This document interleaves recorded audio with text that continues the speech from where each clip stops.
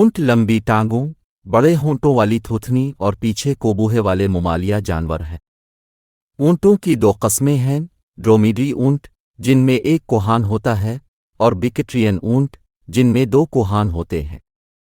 ऊंट के कोहान में ज़ख़ीरा शुदा चर्बी होती है जिसे वो खाने और पानी की कमी के वक्त मेटाबोलाइज कर सकते हैं।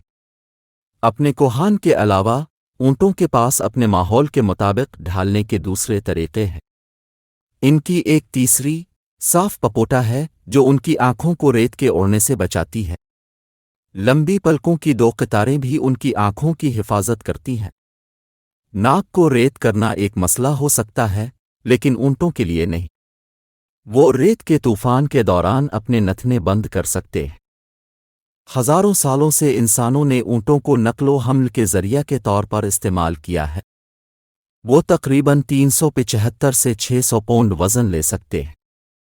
170 से 270 किलोग्राम उनकी पीठ पर नेशनल जियोग्राफिक के मुताबिक नए टैब में खिलता है। उसने बोझ के इन दरिंदों को एक उर्फी नाम दिया, सहरा के बहरी जहाज। घरेलू ऊंट अक्सर गोश्त, दूध और यहाँ तक के चमड़े या ऊन की मसनूआत का बुनियादी जरिया होते हैं। ऊंटों को खुश्क और बंजर इलाकों में रहने के लिए ढाल लिया जाता है, जैसे सहराओं और मैदानों में। ये शुमाली अफ्रीका, मशरिक वस्ता और एशिया के कुछ हिस्सों में पाए जाते हैं, जिनमें सहराए सहारा, सहराए अरब और गोबी सहरा शामिल हैं।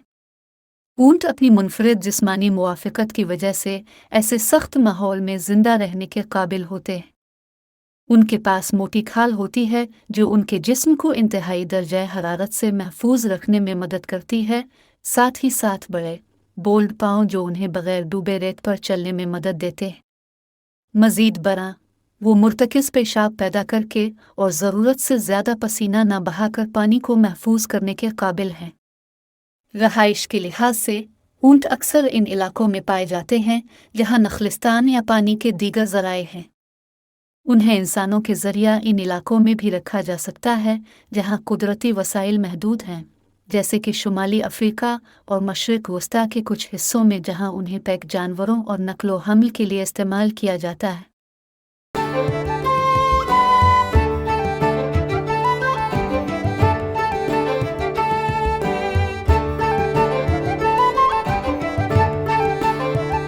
घोड़ों की तरह ऊंट शुमाली अमेरिका में शुरू हुए और बिलाखिर बेरंगिया से एशिया तक फैल गए।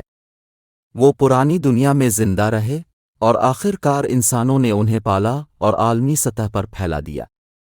शुमाली अमेरिका में बहुत से दूसरे मेगाफाविना के साथ 10 से 12 हज़ार साल पहले एशिया से शुमाली अमेरिका में अमेरिका के पहले मकामी लोगों के फैलाव के दौरान असल जंगली ऊंटों का सफाया कर दिया गया था। ऊंट पालने का अमल हजारों साल पुराना है। ऊंट असल में जजीरा नुमा अरब और शुमाली अफ्रीका में पाले जाते थे, जहां उन्हें नक्लो हमल, दूध और गोश्त के लिए इस्तेमाल किया जाता था। ख्याल किया जाता है कि घरेलू ऊंटों को पहली बार तकरीबन 3000 साल पहले इस्तेमाल किया गया था, हालांकि जंगली ऊंट इससे पहले सदियों तक नक्लो हमल और खुराक के जरिया के तौर पर इस्तेमाल होते रहे। ऊंट ख़ास तौर पर सहरा में ज़िंदगी के लिए मौजू थे, क्योंकि वो पानी के बग़ैर तवील अरसे तक ज़िंदा रह सकते हैं और तवील फासले तक भारी बोझ उठा सकते हैं। उसने उन्हें मशरिक वस्ता और शुमाली अफ्रीका में तिजारती रास्तों का एक अहम हिस्सा बना दिया।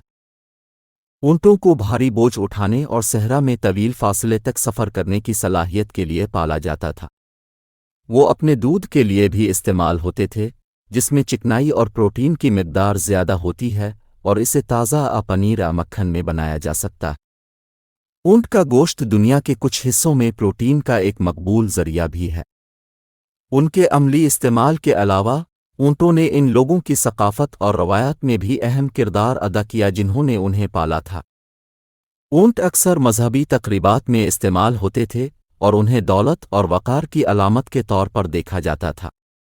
आज भी ऊंट दुनिया के कई हिस्सों में ज़िंदगी का एक अहम हिस्सा है। वो नक्लो हमल, दूध, गोश्त और यहाँ तक के रेसिंग के लिए इस्तेमाल होते हैं। दुनिया के कुछ हिस्सों में ऊँटनी का दूध सेहत बख्श ग़िज़ा के तौर पर ज़्यादा मकबूल होता जा रहा है, क्योंकि यह ग़िज़ाइयत से भरपूर और चिकनाई में कम है।